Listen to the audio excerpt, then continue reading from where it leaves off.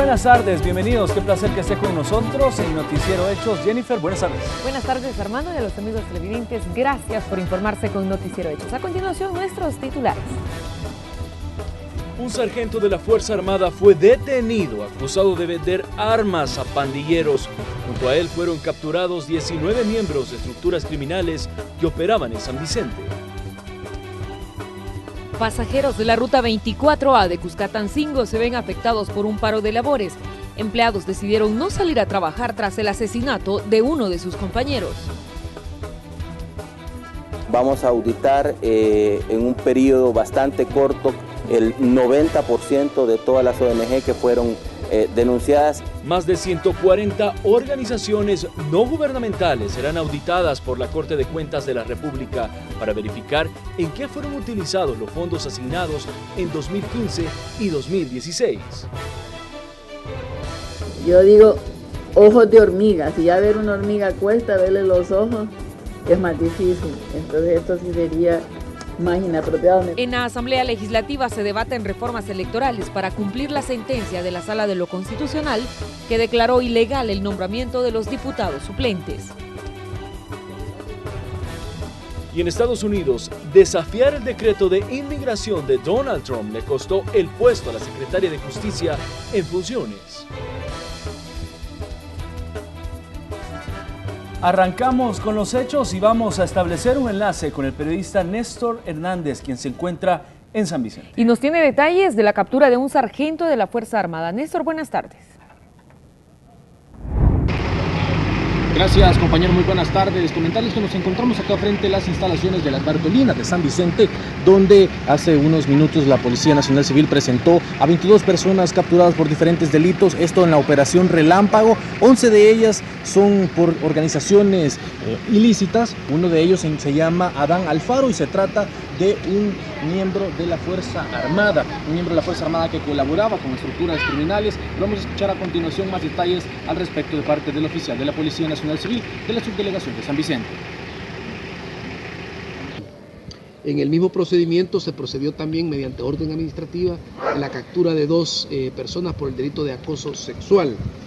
En estos se realizaron 13 allanamientos para lograr estas capturas y se incautaron también 2 armas de fuego, una tipo pistola y un revólver, el cual no se les aplica el delito de la aportación ilegal, ya que sí estas personas portaban sus documentos, pero se le fueron encontrados a estas personas, las cuales ya había una orden de captura. Por el momento es el resultado. Quizás detallar la captura de una persona que trabaja para la Fuerza Armada, es un subsargento que fue detenido, Adán Alfaro Iraeta, que estaba destacado aquí en San Vicente y que mediante orden administrativa se procedió a la detención por el delito de organización terrorista. Se presume que la investigación arroja que esta persona estaba teniendo un grado de colaboración con esta organización de terroristas que operaba en el cantón Calderas del municipio de Apastepeque, San Vicente.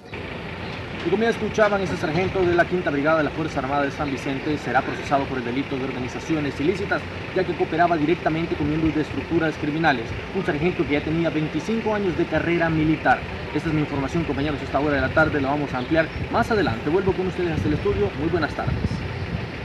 Gracias, buenas tardes para ti también. En temas de violencia, 3 mujeres y una niña fueron asesinadas en 2 escenarios distintos en las últimas horas en el departamento de Santa Ana. En uno de los hechos, 3 mujeres fueron asesinadas en el barrio Pacheco, en el municipio de Metapán. Las víctimas no fueron identificadas y sus edades oscilan, según las autoridades, entre los 20 y 25 años de edad. Fueron ejecutadas con un tiro en la cabeza, mientras que en el municipio del Congo, Lisette, de 13 años de edad, murió luego que delincuentes le dispararan al negarse a entregarles su teléfono celular. La menor cruzaba a 4º grado y al momento de este ataque se dirigía a buscar materiales para hacer una tarea.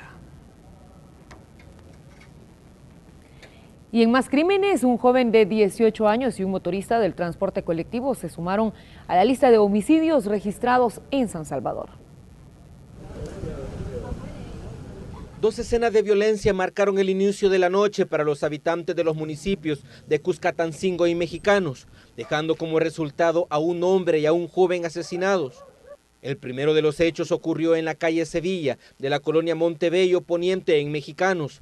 Ahí, un joven identificado como Luis Hernández, de 18 años, fue asesinado por varios sujetos cuando éste estaba de visita donde su novia. Supuestamente el joven visitaba a su novia y aparecieron sujetos, al parecer miembros de pandilla, y optaron por quitarle la vida, ¿verdad?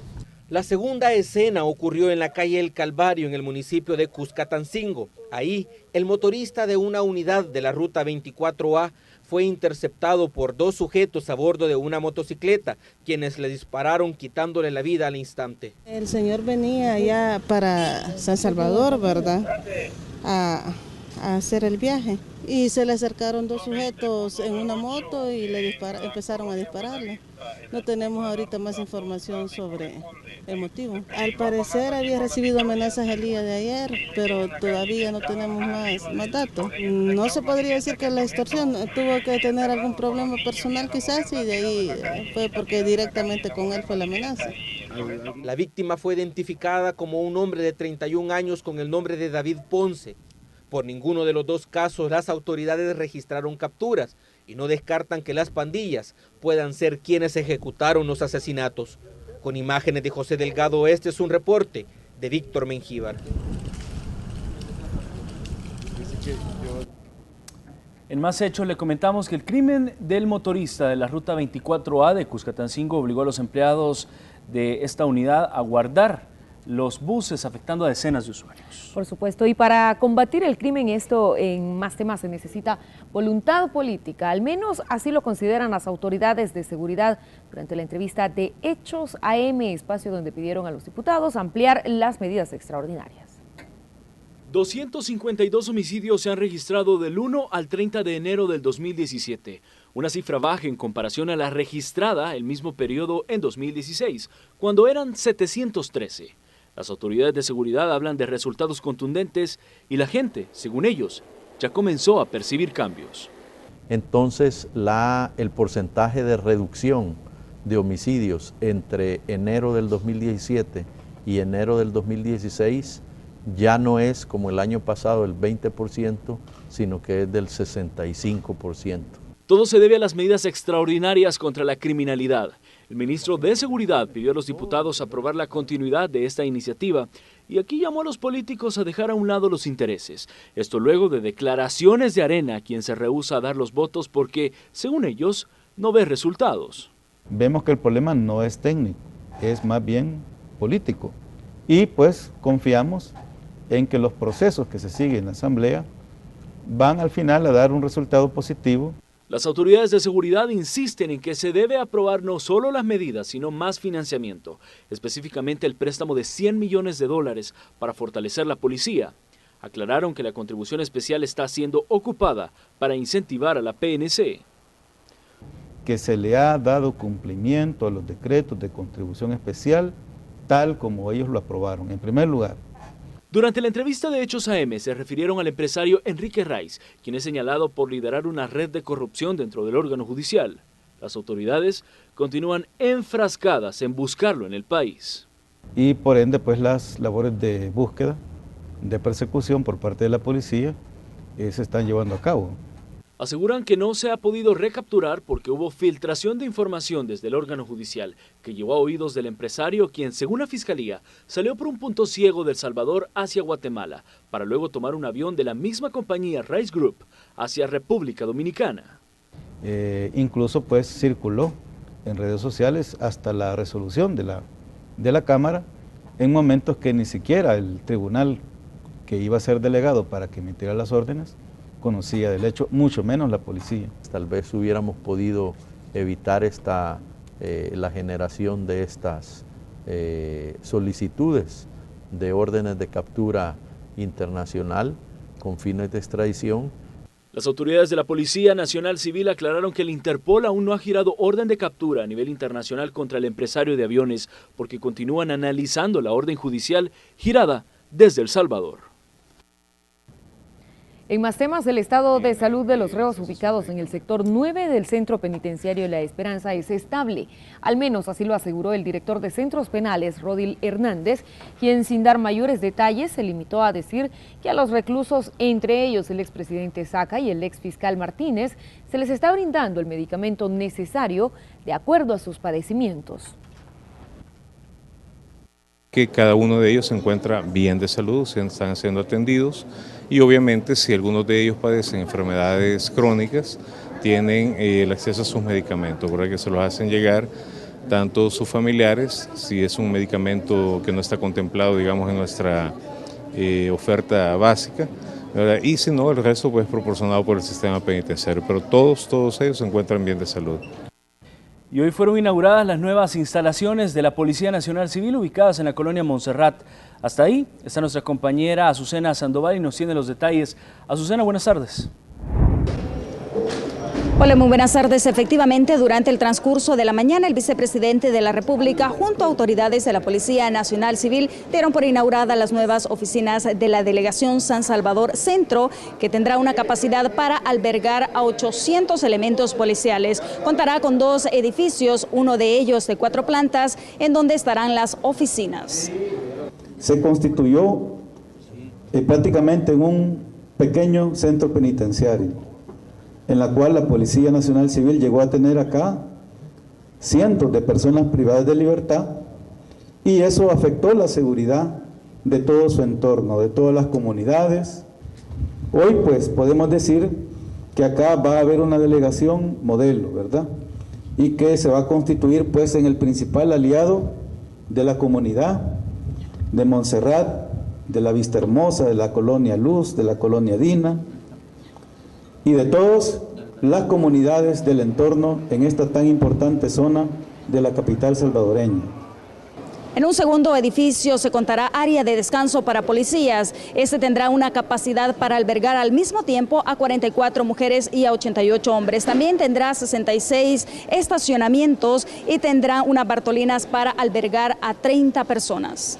A este espacio de 4.695 varas cuadradas, un terreno donado por Fonavipo a la Policía Nacional Civil, y donde hoy podemos ver estos 2 bonitos edificios, 5.15.579.36 ha costado al Estado la construcción de este edificio. Nuestra policía es y debe ser una institución que permanentemente le estemos invirtiendo. Y por nuestro equipo de gobierno, nuestro compromiso de hacer la inversión en este quinquenio, hacer la inversión más grande que se haya conocido desde la creación y la puesta en marcha de nuestra Policía Nacional Civil. $192.000 estará ahorrando la institución en arrendamiento con estas nuevas instalaciones. Parte de toda esta información se la vamos a estar proporcionando en una nota completa en la siguiente emisión de noticias. Regreso a la señal. Buenas tardes. Gracias, Azucena. Buenas tardes. Y los diputados de la Comisión de Seguridad de la Asamblea Legislativa acordaron citar a las autoridades del ramo para hacerle cambios a la distribución de la contribución especial e incrementar el bono policial. También el fiscal general deberá llegar a explicar las investigaciones por supuesto espionaje. Creemos, otros partidos, que no es necesario, porque eso se hace cuando la institución no tiene la capacidad para llevar a cabo la misión que le corresponde. Conocemos de la capacidad del señor fiscal, el coraje y todo, y el staff que se ha hecho rodear, y no creemos que tenga ese problema. Pero también creemos de que al momento que le estamos dando tantas tareas al señor fiscal general de la República, también hay que darse los recursos. Y parte de conocer qué es lo que está haciendo, parte de escuchar su opinión sobre las dudas que tiene la comisión, y parte de los recursos es por lo que hemos llamado al señor. Estamos pidiendo al señor fiscal que comparezca ante la comisión el próximo martes. En temas judiciales, el alcalde de Olocuilta, Marvin Ulises Rodríguez Álvarez, enfrentará a la justicia por el delito de enriquecimiento ilícito. Así lo confirmó la Fiscalía tras una notificación de la Cámara de la Tercera Sección del Centro. Según las investigaciones, la Corte Suprema de Justicia encontró indicios de enriquecimiento ilícito durante los 4 periodos del alcalde que comenzaron en 2006 e incluyen el actual. En su declaración patrimonial, el edil del Partido Arena no pudo comprobar ante la sección de probidad la legalidad de más de $200.000. También por el delito de enriquecimiento ilícito, la Cámara Primera de lo Civil admitió la demanda en contra del exsecretario privado de la Presidencia, Elmer Charleys. La demanda fue interpuesta por la Fiscalía a finales de noviembre de 2016 por un monto injustificado de $18.7 millones en su patrimonio. Fue la Corte Plena la que ordenó a la Cámara abrir el proceso civil el 13 de octubre de 2016. Charleys también enfrenta un proceso penal junto al expresidente Saca y otras 5 personas más por el desvío de fondos del Estado a sus cuentas personales y guardan prisión en el penal La Esperanza. Vamos a cambiar de tema. Un doble accidente se registró sobre el Boulevard Monseñor Romero, dejando a 2 personas lesionadas, una de ellas de consideración. El hecho ocurrió cuando el conductor de un pick-up que se presume conducía a exceso de velocidad impactó contra 2 vehículos estacionados debido a un accidente registrado momentos antes. Tras el impacto, el responsable escapó del lugar. Sin embargo, las autoridades encontraron la parte delantera del vehículo con la placa de este. Los lesionados fueron llevados a un hospital del Seguro Social, uno de ellos en estado reservado.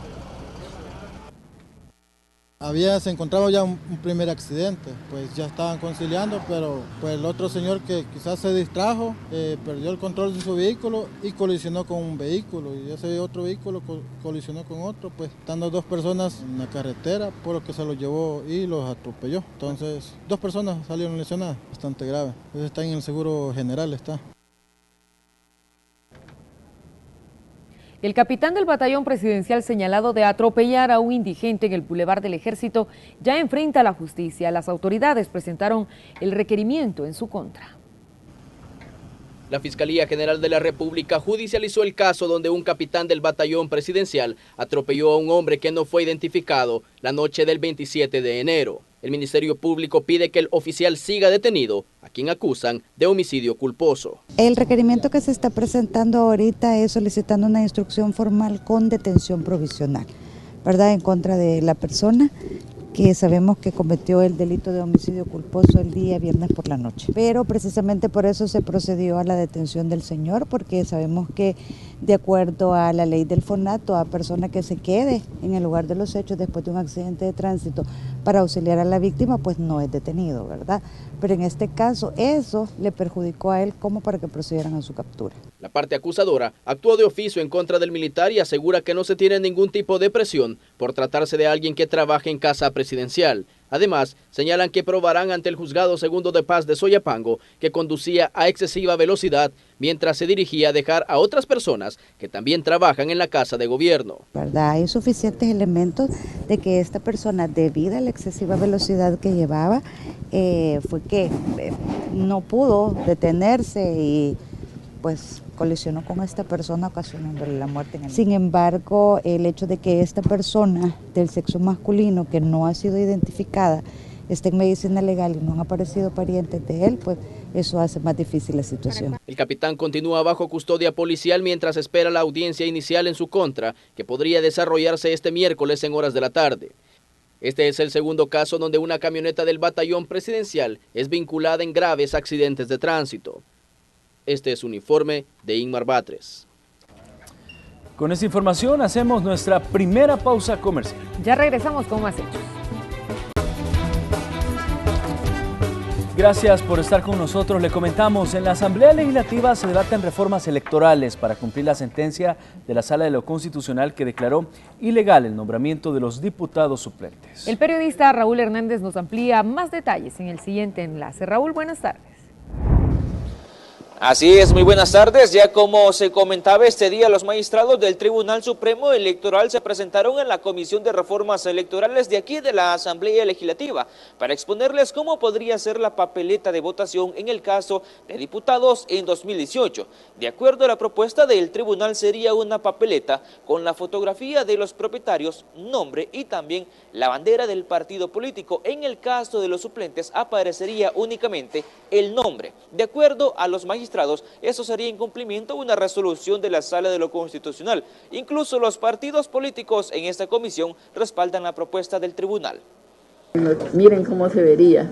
Parece aquí, abducción extraterrestre. Yo digo ojos de hormiga. Si ya ver una hormiga cuesta, verle los ojos es más difícil. Entonces esto sí sería más inapropiado. Me parece que lo que han trabajado en el tribunal es más técnicamente más sano. Y no vale para las pequeñas como la Libertad. Bueno, este es un modelo solo donde viene el nombre. Se parece a eso, solo que está invertido. Estábamos haciendo porque, al menos yo, ni con lentes, creo que lograría descifrar el nombre de un suplente. Esto significa que las papeletas de votación deben contener datos o información que identifique claramente a los candidatos a diputados propietarios y suplentes. Eso es elementalmente lo que la sentencia establece, ¿verdad? Y sí, más adelante establece también la sentencia o delega, pues obviamente, en el legislador para que nosotros establezcamos. Y ante el interrogante del por qué no tener otra papeleta para diputados suplentes, incluso poner fotografía y bandera de partido político, los magistrados argumentan que la legislación salvadoreña no lo permiten. Pero en el caso del titular y del suplente, ¿verdad? O sea, hay como reglas de lógica común, ¿verdad? Que a usted le indican que usted debe votar por un titular y si quiere votar por ese titular, este titular va a ir seguido por un suplente, por un candidato y van a ir en el mismo recuadro. ¿Ya? Si usted quiere abrir la plena opción, ¿verdad?, al elector, a lo mejor podría pensar en otro sistema electoral, pero no en el que tenemos ahorita con las reglas que tenemos. Por lo que yo ya explicaba, la plena opción del votante tendría que llegar a una libertad usted que no la tiene en ningún país del mundo, en donde usted podría votar, asignarle votos y marcas al suplente, incluso aplicar voto cruzado para elegir a un suplente de un partido político y de los otros, ¿verdad?, que puedan estar como contendientes. Así la información que les tenemos a esta hora para los televidentes de Noticiero Hechos, la estaremos ampliando en la emisión estelar. Pasen buenas tardes. Raúl, gracias. Buenas tardes. Recordemos que el Tribunal Supremo Electoral debe acatar la resolución de la Sala de lo Constitucional de la Corte Suprema de Justicia del pasado 13 de julio, y es que ahí resolvió que los 84 diputados suplentes de la Asamblea Legislativa en el periodo 2015-2018 no pudieran ser llamados a sustituir a ningún diputado propietario, ya que no fueron elegidos de forma directa en las elecciones de marzo del 2015.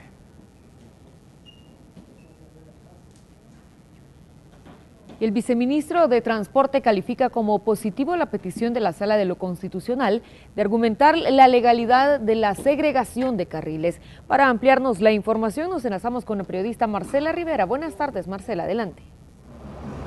Muy buenas tardes, compañeros, y bueno, comentarles que este día el viceministro de Transporte, Nelson García, habló con respecto a la decisión de la Sala de lo Constitucional en el que le otorgó un plazo de 10 días tanto a la presidencia como a la Asamblea Legislativa para presentar argumentos legales con respecto a la construcción de Citrans, con respecto a la contratación de esta empresa, de igual forma con la segregación de los carriles en la vía pública. Escuchemos más detalles.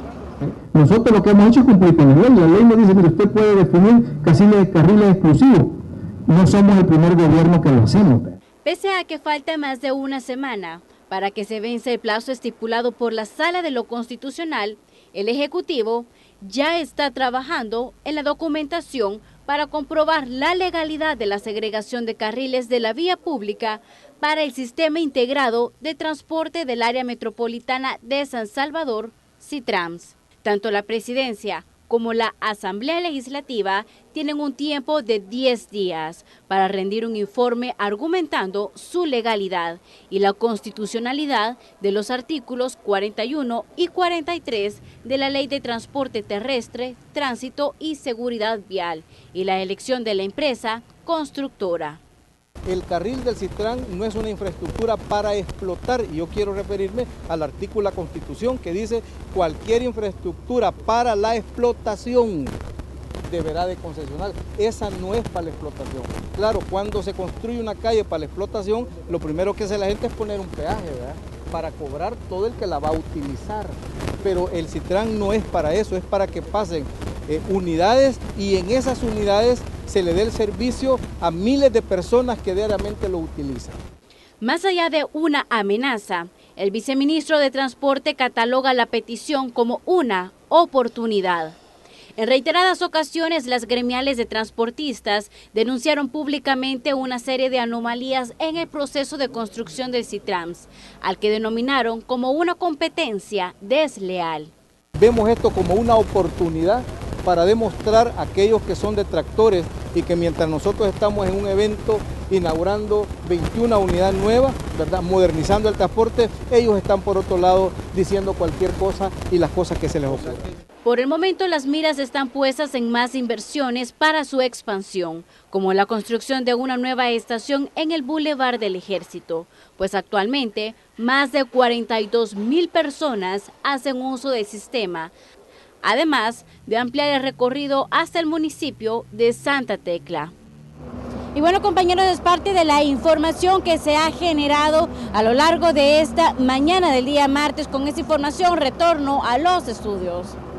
Marcela, gracias, buenas tardes. Y más de 140 organizaciones no gubernamentales están en la mira de las autoridades de la Corte de Cuentas de la República. Esto sobre el uso de fondos asignados. Para ampliarnos la información vamos a enlazarnos con la periodista Raquel Herrera. Raquel, buenas tardes.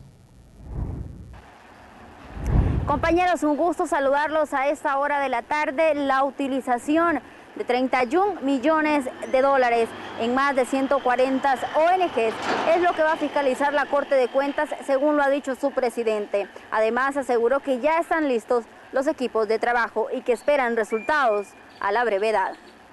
Vamos a auditar en un periodo bastante corto el 90% de todas las ONG que fueron denunciadas y el otro 10% lo vamos a manejar en las auditorías de todo el año en el plan ordinario, por decirlo así, que nosotros tenemos para auditar las ONG, ¿verdad?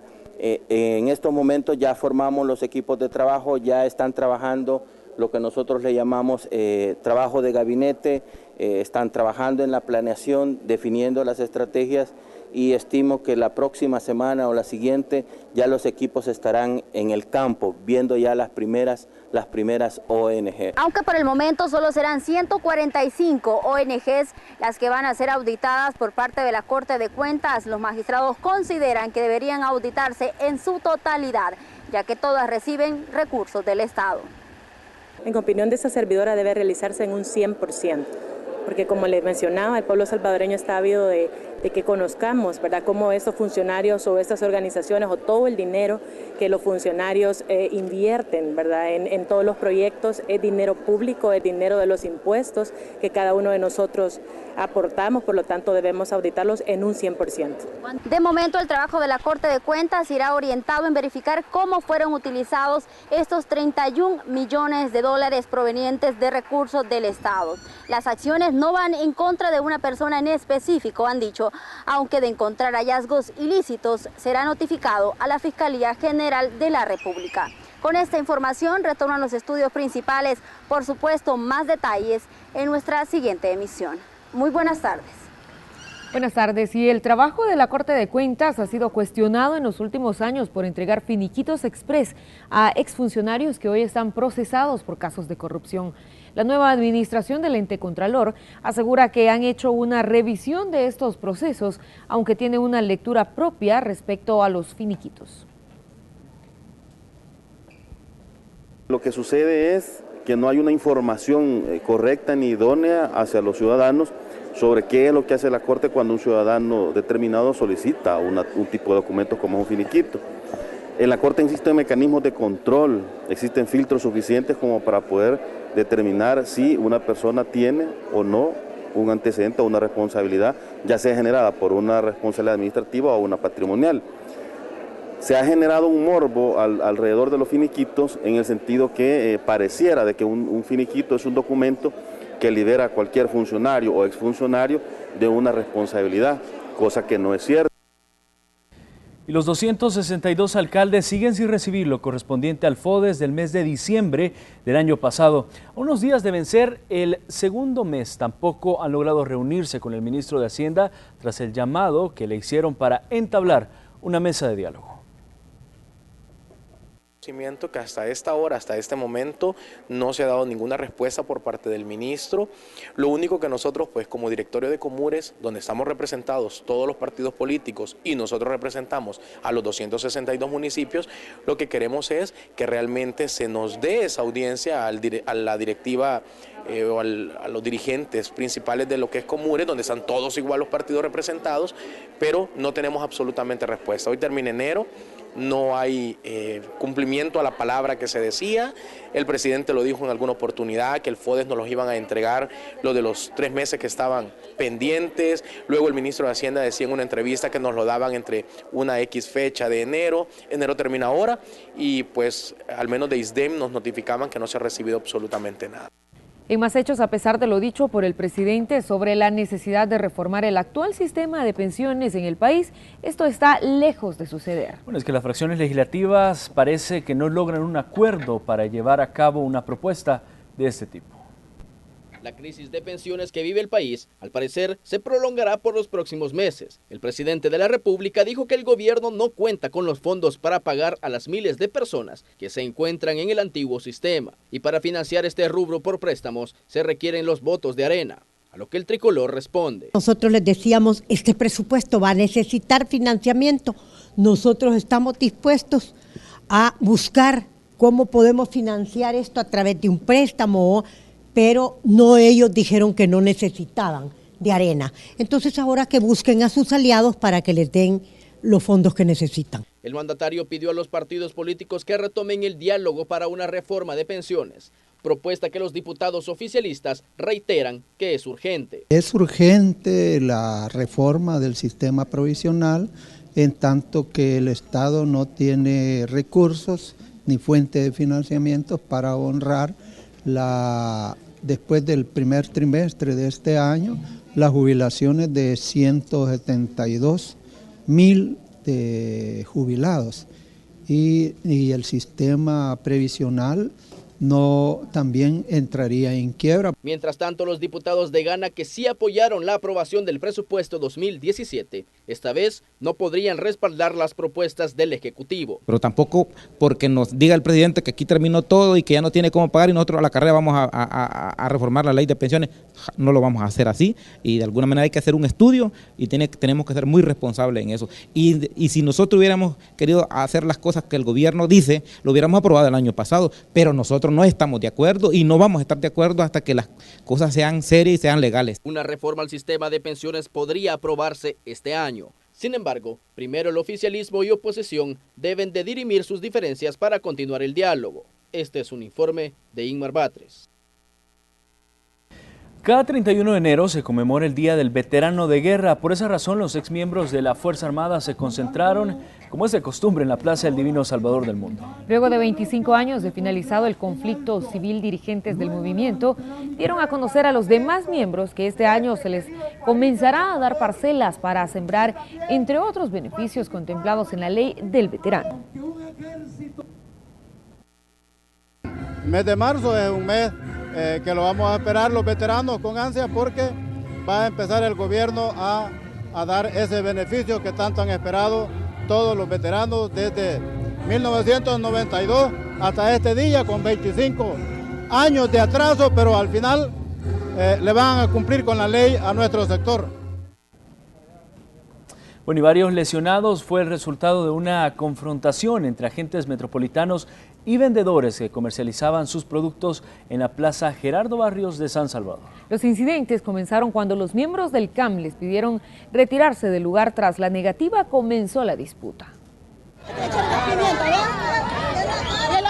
Momentos de tensión se vivieron en la Plaza Gerardo Barrios, en el centro de San Salvador, después que varios vendedores informales trataron de ser retirados del lugar por agentes del CAM de la Alcaldía de San Salvador. Ellos se metieron a pelear con los vendedores y nosotros como vendedores tenemos el apoyo de tener que vender en este parque Plaza Barrios. A veces vienen a quitar ventas y de paso no se conforman con esto, le pegan a los ancianos y les echan gas a los niños menores de edad. No, tranquilo, anda, mira, anda así uno, como que uno se fuera delincuente.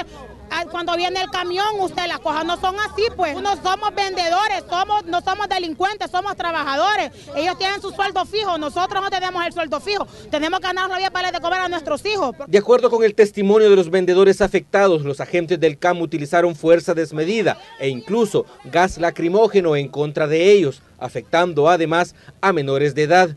Por el altercado, varias personas fueron llevadas a distintos hospitales con lesiones de consideración. Sinceramente esto sí no se vale, porque nosotros tranquilamente estábamos ahí cuando sucedió un desvergue de estos del gang.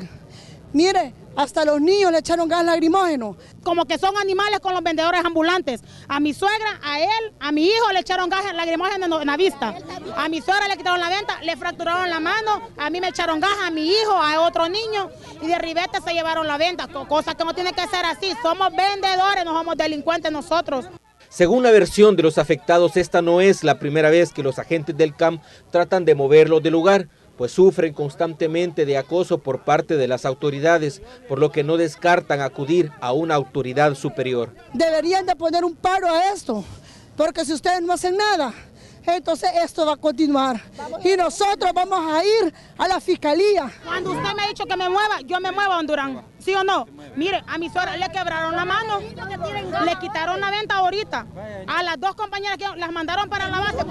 Aún se espera la versión de la Alcaldía de San Salvador ante lo ocurrido, mientras los comerciantes esperan poder dialogar con las autoridades de la comuna para poder llegar a una solución y poder ganarse la vida sin ser asediados. Con imágenes de Ever Ábalos, este es un informe de Víctor Mengíbar. Red Moviendo Negocios presenta. El Viceministerio de Transporte presentó 21 unidades con aire acondicionado, sistema GPS y cámaras de videovigilancia. Esto para beneficiar a los usuarios que recorren Soyapango, Ilopango, Lourdes, Colón, entre otros lugares. Además, cuenta con una rampa para las personas con discapacidad. El 25% de la flota posee, rampa para personas con discapacidad. De la misma manera decir que estas 21 unidades van a servir en 4 departamentos beneficiando a 7 municipios, San Salvador, Soyapango, Ilopango, Lourdes, Colón, Santa Tecla, El Paraíso en Chalatenango y en San Miguel. Bueno, tengo que pagar transporte para poder viajar, para poder salir, ¿verdad? Pero ahora con estas nuevas rutas de buses, pues estos buses que están poniendo inclusivos, pues se nos va a hacer mucho más fácil, ¿no? Red Moviendo Negocios presentó. Vamos a enlazarnos con Antonio Valladares, nos tiene información de última hora. Nos tiene información sobre un nuevo hecho de violencia. Adelante, Antonio, buenas tardes. Así es, muy buenas tardes, gracias por informarse a través de Noticiero Hechos. A esta hora nos encontramos en el cantón La Esperanza, jurisdicción de San Pedro Perulapán en Cuscatlán, donde un estudiante de aproximadamente 17 años de edad fue asesinado por presuntos miembros de pandillas. Según la información que se nos ha otorgado hasta este momento, se desconoce cuántos serían los sujetos que habrían participado en el asesinato del joven. Además, cabe mencionar que en un inicio se suponía que otro estudiante más habría sido privado de libertad. Las autoridades hasta este momento descartan esa información. Lo que sí detallan es que al parecer El joven tiene impactos de bala a la altura del cuello y supuestamente sería por residir en una zona contraria a la que pandilla que opera en este sector habría sido la causa del ataque contra el joven. Cabe mencionar también el día de ayer una estudiante de 14 años también fue asesinada. Esto pues está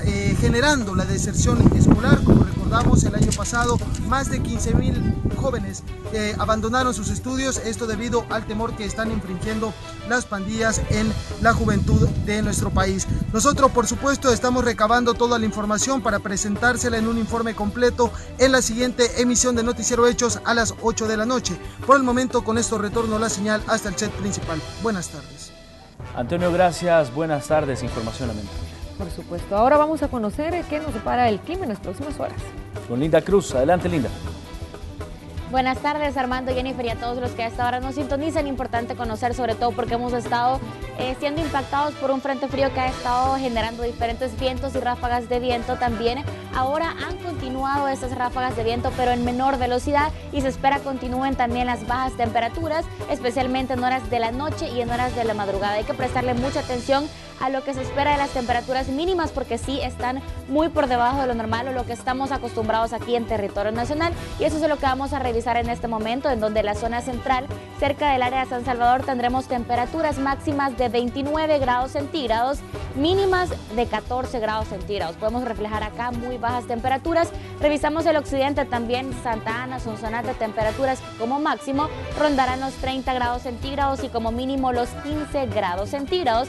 Y así también vamos a revisar, por supuesto, el oriente de nuestro territorio con temperaturas que como máximo rondarán los 33 grados centígrados y como mínimo los 19 grados centígrados. Así que la mayor recomendación para este día es que preparen ese abrigo, porque sabemos que va a ser muy necesario, especialmente ya en horas nocturnas. Con esta información y además complementándose con este mapa, vemos cómo está la situación del territorio nacional, que se ve bastante despejado, pero hay que estar atentos a lo que sucede en los alrededores de nuestro país, porque eso en cierto momento podría llegar a impactarnos, específicamente con cierta nubosidad. Así... Buenas tardes, bienvenidos a los deportes acá en Noticiero Hechos. La Universidad de El Salvador consiguió 3 valiosos puntos que lo sacaron de la última posición de la tabla acumulada, superando por un tan solo punto a Club Deportivo Dragón. Veamos a continuación el siguiente resumen.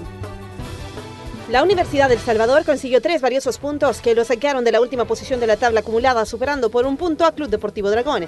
Al minuto 33, Harold Alas de cabeza puso el primero para la UES. Cuando corría el 41, Harold Alas apareció nuevamente y de cabeza puso el segundo para los Escarlatas. Ya en la parte de complemento, al minuto 54, Vladimir Osorio marcó en propia puerta y puso el tercero para el equipo Puma. 4 minutos después, Georgie Welcome desde el punto penal acortó la distancia y puso el primero para el Club Deportivo Dragón. Era el 3-1. Al minuto 77, Jefferson Polillo puso a tiro de empate a Club Deportivo Dragón. Sin embargo, los esfuerzos no le alcanzaron y todo terminó en una victoria para los estudiosos. Y siempre hablando del fútbol nacional, el Alianza FC realizará mañana su duelo por la fecha 2 del torneo Clausura 2017. En la que se van a enfrentar a nada más y nada menos que a Club Deportivo FAS, el cual fue suspendido por el préstamo de jugadores a selección. Ahora los salvos se encuentran en un buen momento y esperan obtener la victoria ante un Club Deportivo FAS que le está costando arrancar en este Clausura y que los resultados lo han llevado a ocupar la 9ª posición de la tabla general. Los salvos, por su parte, llegan inspirados tras ser líderes y de llegar a sumar 3 puntos amarrarían la primera posición, por lo que para Jorge Rodríguez es de suma importancia la victoria. Importante es sacar un buen resultado, hacer un buen partido, sabiendo que estos partidos siempre se deben ganar, aunque no siempre se hace, y respetando al rival. Vamos a jugar en casa ante nuestra afición y tenemos que brindarle un buen partido y esperamos regalarle una victoria. Y siempre en el fútbol nacional, mucho sorprendió este lunes la anunciación del viaje de Roberto Domínguez a Colombia para incorporarse a las filas del equipo Equidad de la Primera División colombiana. Tanto dirigentes como el representante del jugador tienen hasta el 5 de febrero para poder inscribirlo en el equipo. Sin embargo, por el momento no es seguro el fichaje del salvadoreño y aún espera papeleo oficial para poder realizar dicho viaje. A continuación escuchemos las declaraciones de Domínguez con respecto al tema de su fichaje internacional. La verdad, eso una confusión porque ellos nunca mandaron precontrato. Uno como profesional quiere siempre ir seguro. Un jugador de selección mayor ya teniendo varios partidos ahí, no puede ir a prueba. Entonces, cuando vos viajas sin precontrato es un gran problema porque ya en otro lado te quieren cambiar todo, quieren que vayas a prueba. Entonces, como profesional que soy, pues quería aclarar que no fue mi problema que no haya viajado, sino que no mandaron nada concreto y por lo tanto no podía hacerlo. Por mi parte, esto ha sido todo, compañeros. Perfecto, Zuli, muchísimas gracias. Buen día. Gracias a ustedes. Gracias por habernos acompañado. Buenas tardes. Buenas tardes.